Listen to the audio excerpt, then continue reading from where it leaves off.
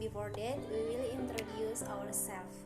My name is Arya Pentaninggolan and my friends. Hello everyone, I will introduce myself. My name is Menatalia Pandianga. I'm from 4th group. Dan kami akan membahas bab 4 dari mata kuliah Sistem Informasi Akuntansi edisi 13 penerbit Selamba 4. Pada bab 4 kita akan mempelajari mengenai database relasional. Topik yang perlu kita ketahui dari bab ini adalah yang pertama, file versus database.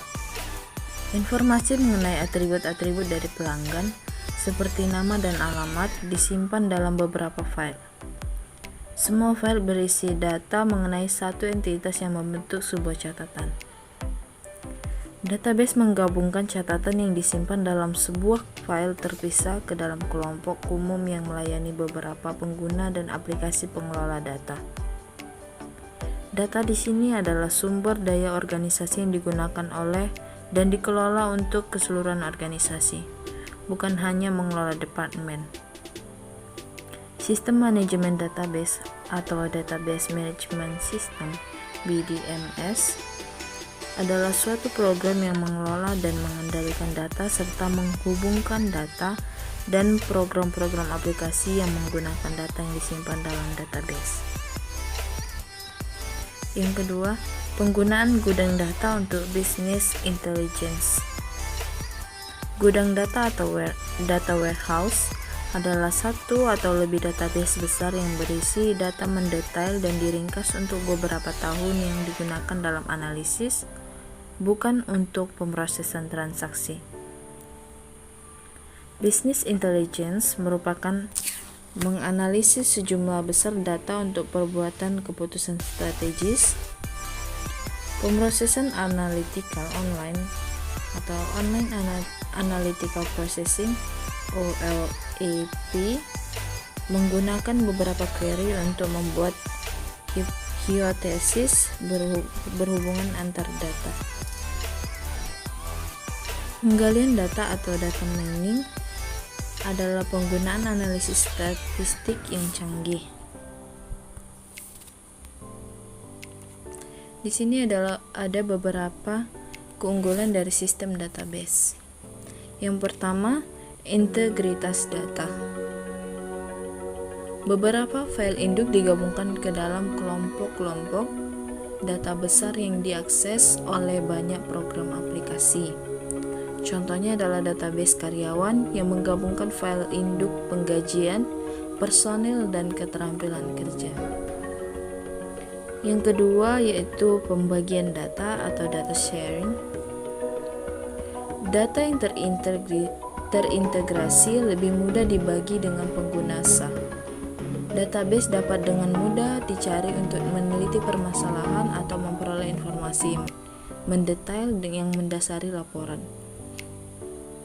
Yang ketiga yaitu meminimalkan kelebihan dan inkonsistensi data atau minimal data redundancy and data inconsistencies.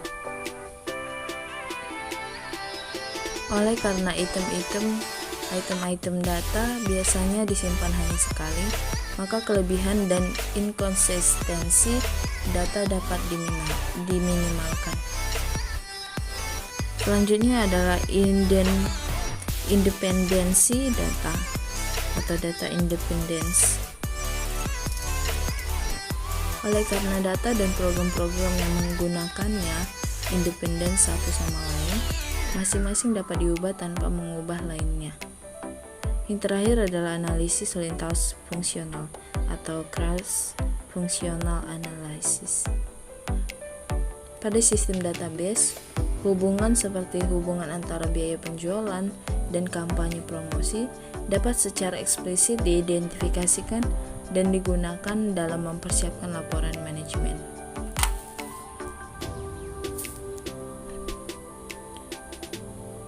Sistem database.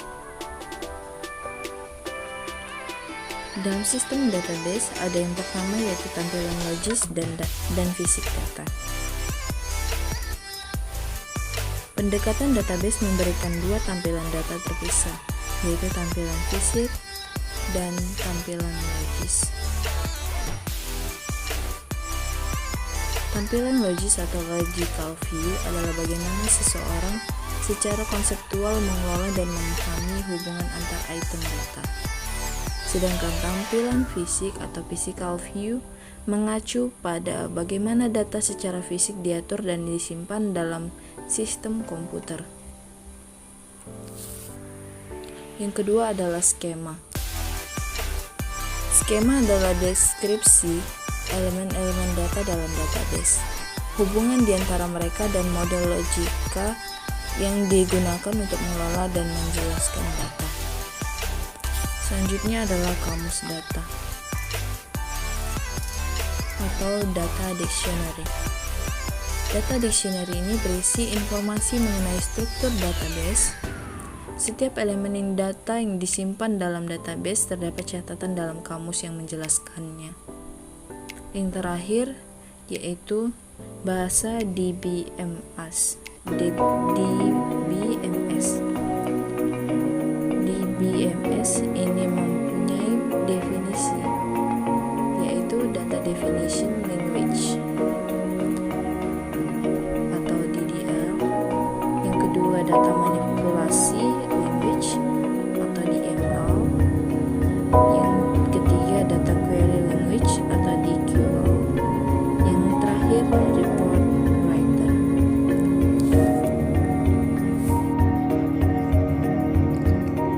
Baiklah, saya akan melanjutkan presentasi kami. Database relasional. Tipe-tipe atribut ada dua. Yang pertama, kunci utama atau primary key adalah atribut database atau kombinasi atribut yang secara khusus mengidentifikasi suatu baris tertentu dalam sebuah tabel. Yang kedua, kunci asing atau foreign key adalah atribut dalam tabel yang juga merupakan kunci utama dalam tabel lain dan digunakan untuk menghubungkan dua tabel. Dari gambar yang di samping dapat kita lihat ada beberapa tabel yang sudah saling berhubungan. Di sini yang bisa dihubungkan antara primary key dan foreign key. Seperti contoh ini ada di atribut tersebut PK. PK artinya itu adalah primary key atau kunci utama dan dihubungkan ke primary key. Contoh di sini misalnya tabel experiments dengan tabel stimuli. Di sini ada terhubung primary key-nya PKS stimulus dan di tabel experiments itu ada atribut FK stimulus. Itu sudah terhubung, itu artinya primary key dan foreign key-nya sudah terhubung. Ya, itu sering disebut dengan database relasional. Itulah yang sudah benar-benar terjadi sebuah relasi dalam database. Membuat desain database relasional untuk S dan SIMC ada 3, yaitu menyimpan semua data dalam satu tabel yang seragam. Kedua, memvariasikan jumlah kolom. Yang ketiga, solusi seperangkat tabel. Persyaratan dasar database relasional. A. Setiap kelompok dalam baris harus dinilai tunggal. B. Kunci utama tidak bisa 0. C. Kunci asing jika bukan 0 harus memiliki nilai yang sesuai dengan nilai kunci utama pada tabel lainnya. D. Semua atribut non-kunci dalam tabel harus menjelaskan karakteristik objek yang didefinisikan berdasarkan kunci utama. Itulah persyaratan dasar dalam relasi database atau hubungan database. Contoh query database relasional. Di sini ada contoh database peminjaman buku atau juga bisa dibuat database perpustakaan. Dalam contoh ini ada 6 tabel. Yang pertama ada tabel anggota, pengembalian, peminjaman, tabel buku, tabel rak, dan tabel petugas.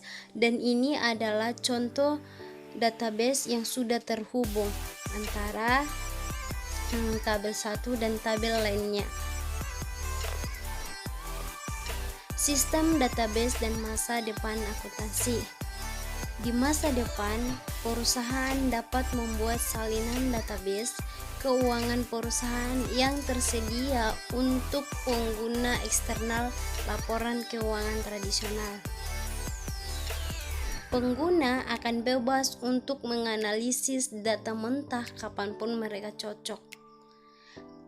Keuntungan signifikan dari sistem database adalah kemampuan dalam membuat query ad hoc untuk menyediakan informasi yang dibutuhkan pada pembuatan keputusan. DBMS relasional juga dapat menampung berbagai pandangan fenomena mendasar yang sama. Contohnya, kabel yang menyimpan informasi mengenai aset dapat termasuk biaya historis sebagai biaya penggantian dan nilai pasar. If something goes wrong in making PPT, and this is PPT, we are sorry, hopeful it is useful, and thank you. Jika ada kesalahan kami dalam membuat PPT ini, kami mohon maaf. Semoga bermanfaat dan terima kasih. Cukup sekian persentase kami. Mohon maaf kalau ada kesalahan dalam penyampaian. Sekian dan terima kasih. Again.